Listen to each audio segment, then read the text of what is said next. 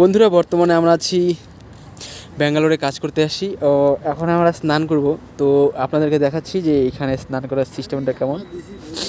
এই যে আমার দুজন বন্ধু স্নান করতে লজ্জা পাচ্ছে ক্যামেরা দেখে, তো স্নান করার জন্য এই যে গামছা পরেছে। তো এইটা হচ্ছে এটার মধ্যে যেগুলো আছে আর কি, জল এইটা দিয়ে মানে মানে বাথরুম পায়খানা, আর এটা দিয়ে স্নান করার জন্য স্নান করতেছে। আর দেখতে পাচ্ছ এদিকে নোংরা খুব। আর এটা হচ্ছে থালা বাসন যেটা দিয়ে মাজে আর কি, থালা বাসন মাজার আর এই পিছনে যে ঘরগুলো দেখতে পাচ্ছ, জুম করে দেখাচ্ছি, খুবই মানে খারাপ অবস্থা। যাই হোক আর কি, তো এগুলো হচ্ছে থাকার ঘর এক একটা। আর যেগুলো হচ্ছে সুইমিং পুল দেখাচ্ছি তোমাদেরকে।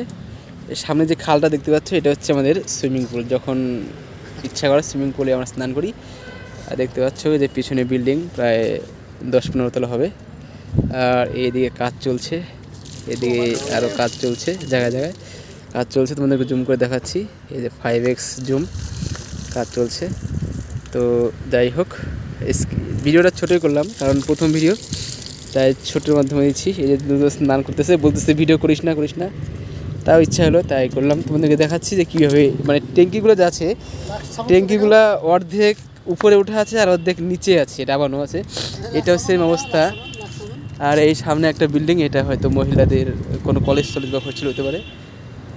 যাই হোক, আর দেখাচ্ছি এটা কী সাবানে স্নান করতেছে, এখানকার সাবান কেমন, ব্যাঙ্গালোরের সাবান। সাবানটা ফোকাস নিচ্ছে না, লাক্স সাবান। যাই হোক আর কি, ওই সেম টু সেম। দেখতে পাচ্ছ লোকটা কালো হয়ে গেছে ব্যাঙ্গালোরে এসে, খুব লজ্জা পাচ্ছে, সেজন্য বেচারি বসে স্নান করছে। কারণ যদি রাস্তা দিকে রাস্তা আছে, যদি রাস্তা থেকে দেখা যায়, সেই জন্য বসে স্নান করছে। ঠিক আছে, পরবর্তী ভিডিওতে দেখা হচ্ছে। পরবর্তী ভিডিওতে তোমাদেরকে দেখাবো যে কীভাবে রান্না করি আমরা। ওকে।